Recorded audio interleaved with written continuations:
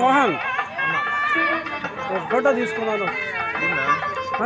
దీన్ని రావాలి రేపు ఏదైనా తీస్తా ఫోటో.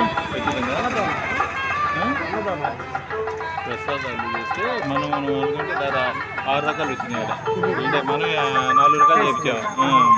నరసింహారెడ్డి ఉంటాడు నాతో పాటు చేయించాడు. నేను చేపిస్తాను అంటే నేను చేపిస్తాను. పోయిరా నల్లలాగా